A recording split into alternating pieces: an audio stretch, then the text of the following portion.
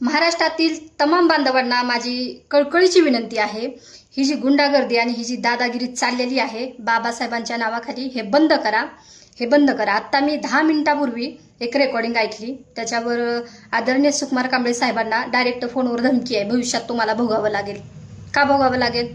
का तर सुकुमार कांबळे साहेब काय म्हटले होते की जे RSS सोबत बसलेले आहेत, जे आंबेडकरी विचाराचे जे म्हणतात स्वतःला, ते RSS सोबत जाऊन बसलेले आहेत, त्यांना तिथून काढा. हेच बोलले ना ते व्हिडिओमध्ये.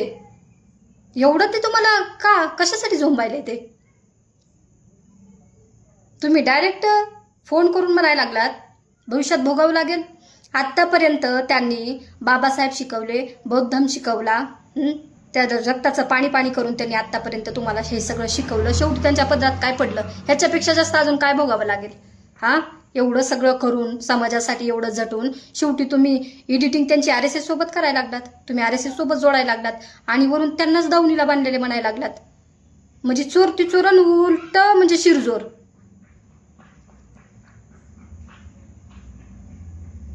कट्टर आंबेडकरवादी आहेत सुकुमार कांबळे साहेब. पुन्हा पुन्हा सांगतोय, वातावरण शांत ठेवायचंय का पेटवायचंय हे तुम्हीच ठरवा. कारण खूप दिवसांनी चाललेलं आहे तुमचं, सगळेच बघतात, सगळे शांत आहेत का की असू द्या बंधुत्व म्हणून सगळे शांत आहेत, बाबासाहेबांचे विचार डोक्यामध्ये घेऊन सगळे चालत आहेत म्हणून सगळे शांत आहेत. परंतु तुम्ही बाबासाहेबांच्या नावाचा वापर चुकीचा करत आहात. हे जे बोटावर मोजण्याइतके जे लोक आहेत, जे दादागिरी करत आहेत, जे दहशत पसरवत आहेत, हे बाबासाहेबांच्या नावाखाली गुंडागिरी करायला लागलेत, हे बंद करा. तमाम महाराष्ट्राला माझी विनंती आहे, अशा लोकांवर तुरंत कारवाई करा. RSSच्या दावणीला बांधलेले म्हणायला लागलात तुम्ही डायरेक्ट. म्हणजे मातंग समाजाला त्यांनी आरक्षणासाठी ठामपणे पाठिंबा दिला, ठामपणे ते उभा आहेत, तर ते RSSचे झाले. आणि आत्तापर्यंत त्यांनी केलेलं कार्य ते कुठं गेलं?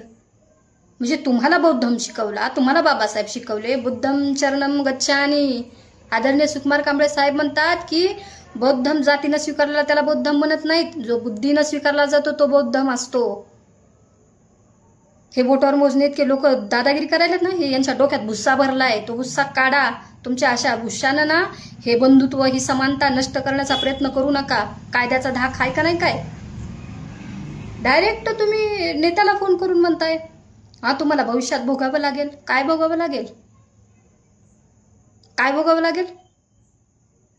धमक्या देणं बंद करा. ज्याचं त्याचं व्यक्तिगत आयुष्य असतं, ज्याला त्याला एक स्वातंत्र्य दिलेलं आहे, लोकशाही दिलेली आहे, प्रत्येकजण आपल्या परीने आपले मतं मांडत असतं. याचा अर्थ असा ना की फोन केला आणि डायरेक्ट धमक्या दिल्या.